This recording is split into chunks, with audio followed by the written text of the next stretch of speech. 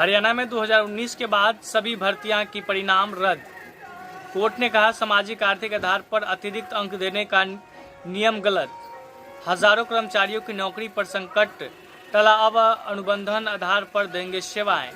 पंजाब एवं हरियाणा हाईकोर्ट ने हरियाणा सरकार द्वारा 11 जून 2019 को जारी अधिसूचना को रद्द कर दिया है, जिसके तहत विभिन्न भर्तियों में सामाजिक आर्थिक आधार और अनुभव के नाम पर 10 अतिरिक्त अंक दिए गए थे। हालांकि डबल बेंच ने सामाजिक आर्थिक आधार के अंकों के सहारे लगे हजारों कर्मचारियों को राहत देते हुए स्पष्ट कर दिया है कि उन्हें पूरी तरह निकाला नहीं जाएगा। संशोधित मेरिट में जगह नहीं बना पाने वाले कर्मचारियों को सरकार अनुबंध आधार पर नियुक्ति देगी। भविष्य में जब नियमित पद उपलब्ध होंगे तब उन्हें नियमानुसार नियुक्ति दी जाएगी। हाईकोर्ट ने कई याचिकाओं का निपटारा करते हुए 2019 के बाद उन सभी सरकारी भर्तियों के परिणाम को रद्द कर दिए हैं, नए सिरे से तैयार करने का आदेश दिए हैं, जिनमें सामाजिक और आर्थिक आधार पर अतिरिक्त अंक देकर चयन किया गया था। कोर्ट ने इसे संविधान के समता और समान अवसर से सिद्धांत के खिलाफ मानते हुए कहा कि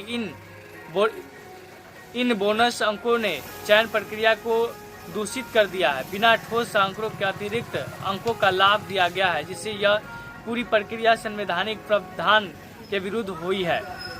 पीठ ने उन उम्मीदवारों के लिए नो फॉल्ट सिद्धांत को भी लागू किया है जिन्होंने लिखित परीक्षा पास नहीं की थी और लंबे समय से कार्यरत हैं। कोर्ट ने कहा कि यह उम्मीदवार कठिन चयन प्रक्रिया से गुजरते थे और उन्हें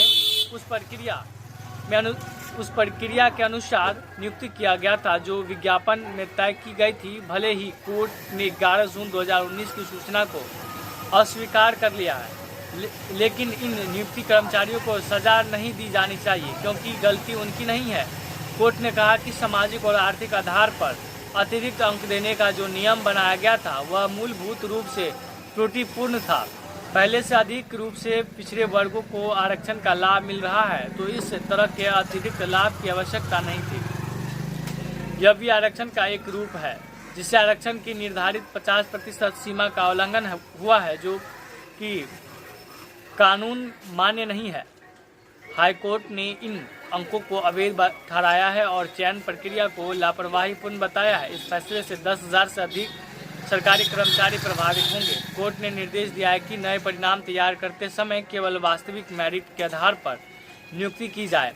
जिन उम्मीदवारों को नए परिणाम में चयन नहीं मिला है उनके सरकार की ओर से अस्थायी या कच्चे कर्मचारी के रूप में रखा जाएगा। बने रहे खबर में न्यूज़ 24 के साथ। मधुबनी से एमडी सुल्तान की रिपोर्ट।